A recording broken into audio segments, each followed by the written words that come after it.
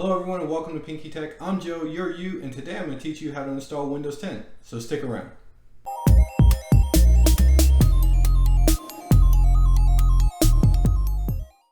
Installing Windows 10 is a two-step process. So to begin with, you need to create your installation media, and that's pretty simple to do. And then secondly, you need to actually install Windows 10. So I'm going to put some chapter marks down in the description below, so if you already have your creation media, then you can actually just skip directly to installing Windows 10. That being said, let's start with the creation media. So to create Windows 10 installation media, you're going to need two things. One, a working computer that you can get internet access to download the installation files. And two, you're going to need one of these, a thumb drive. Your thumb drive is going to need at least 4 gigs of available space, and I would actually tell you not to have anything on that thumb drive that you want to lose because Windows is going to format it when they're putting it on there. However, afterwards, if you did have a larger thumb drive, let's say an 8 gig or something like that, you can then install other tools and things like that and keep them on the same thumb drive. Just remember, during the initial part, it needs to be a blank drive. Alright, so now that we have that out of the way, let's get started. Alright, so first thing you're going to want to do is actually go into Windows, or into your computer, and you're going to want to go to Google or some search engine. And yes, I know I could have just searched directly from there, but we're doing it this way. Alright, so what you're going to want to look for is Windows 10 Media Creation Tool. So put that in, and it should be the first link. I will go ahead and actually put a link in the description below.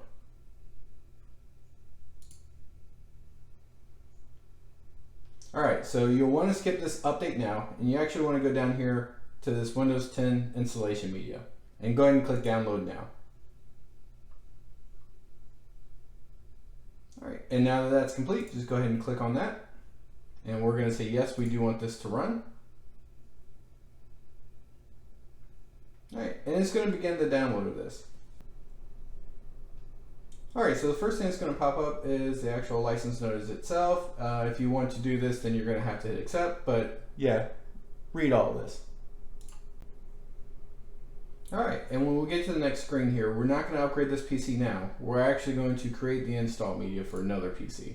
So select that and press next. Alright, and I'm going to leave the defaults here because I do use English, I do want Windows 10, and I am doing 64-bit architecture. If you were actually doing something on a 32-bit PC or a computer with less than 4 gigs of RAM, you would choose that, but at this point in time, that is not really recommended. Alright, and it's asking me what I want to do. I'm going to choose the USB flash drive, and it's actually telling us it needs to be at least 8 gigabytes of RAM now, so apparently the latest update has increased your capacity needs. Alright, it says it can't find a thumb drive, and they're correct because it's right here. So we're going to go ahead and put that in. Alright, and then we're going to hit refresh the drive list, and it's found my flash drive. I'm going to select it and click next. Alright, so it's now going to download Windows 10 and make this a bootable drive.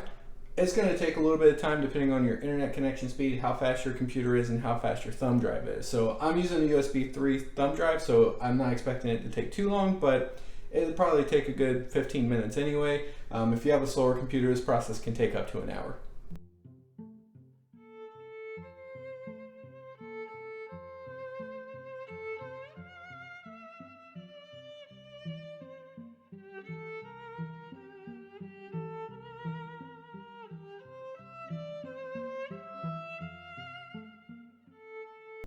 Alright, now that the media has been downloaded, Windows verified the install, and now they're actually making your USB flash drive bootable.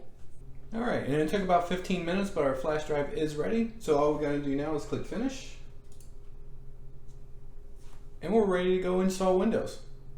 Alright everyone, so we're at the computer that we're going to install Windows on, and as you can see I've got the thumb drive already plugged into the computer and a keyboard and mouse. Outside of that and a monitor, I don't recommend you actually plug anything else into your computer at this point, and you'll see why here in just a few moments. So we're going to go ahead and power on the computer, and then we're going to start mashing F12, which is how you get to the boot options on this computer, but you'll want to actually press whatever button it is for your own particular computer.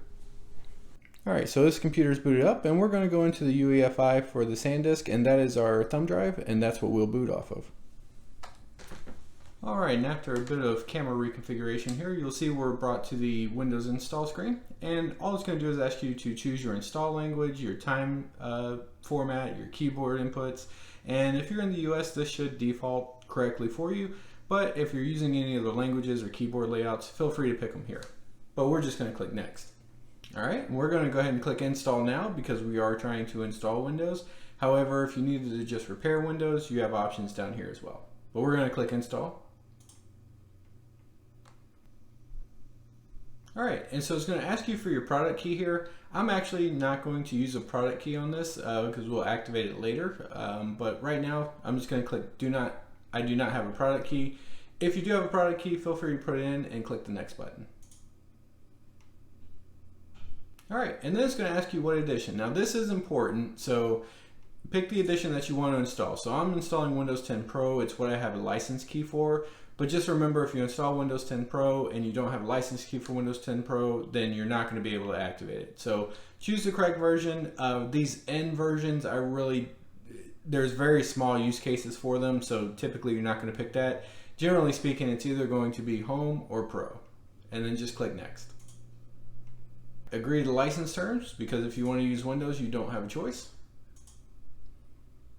Alright, and then I'm going to choose the custom install because we're not doing an upgrade. And then I only have one drive available to install Windows on. You may have multiple drives depending on your system configuration, and that's fine. Since I only have the one drive and it's unallocated, this is the 240 gig SSD that I purchased. So we're just going to select that one drive and we're going to click next.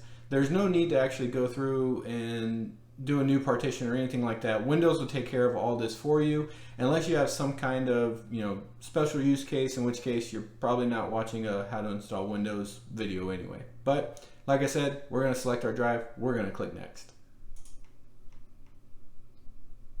Alright, and Windows is going to go through and it's going to start installing Windows for us. This will take a few minutes. If you're using an SSD, it's usually about 10 minutes or so, and then we'll be ready to go. Alright, and once it's done installing, Windows will automatically reboot for you, but if you want to speed up the process, just click Restart Now. And after a few minutes of getting things ready, Windows will eventually bring you into the configuration wizard screen. Alright, and here we are with the getting started. Once again, it's going to ask you for your keyboard layout. We're okay with the United States, so we'll hit yes. It's going to ask us, is this the right keyboard layout again for whatever reason? Next. Do you want to add a second one? I don't, so I'm going to hit skip. If you wanted to, you can click on add layout. Alright, and why I told you not to connect anything. So if you are connected to the network, it's going to force you to log in to your Windows account.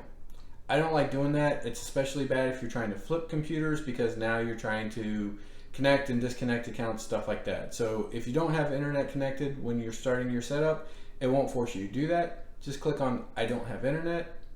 Now it's still going to want you to try to get internet and then move forward. Just click continue with limited setup. Alright, who's going to use this PC? I always just do user. If you want to, you can put in your name. It creates that as a username on the computer.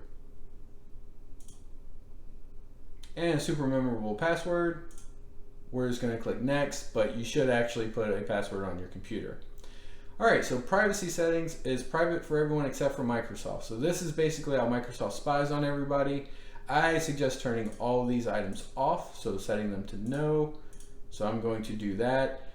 This doesn't actually turn off all the spying though. There are different tutorials out there that will tell you how to turn it off for good. However, this is a good start, and I'm not going through all that other stuff with you guys right now because this is just how to install Windows 10. So turn all those off, hit accept. If you want to leave them on, that is up to you as well. Alright, and I don't want to do my activity history across devices, so I'm going to click no here. However, if you're setting something up for yourself and you're trying to share all your computer stuff across all the devices, you're welcome to do that. I choose not to. And no, I don't want to mess with Cortana, so I'm going to say not now. And finally, we're almost done. Windows has a few more things to configure here, and we'll be into Windows. Alright, and we're at the Windows 10 desktop. So there you have it. You have Windows 10 installed. Now all you need to do is installing, updated graphic drivers or anything like that, applications, programs that you may need, and you'll be ready to go. So if you found this video informative, please make sure that you hit the like button. It helps me out tremendously, and consider subscribing for my future content as well. And until next time, I appreciate you watching, and we'll see you in the next video.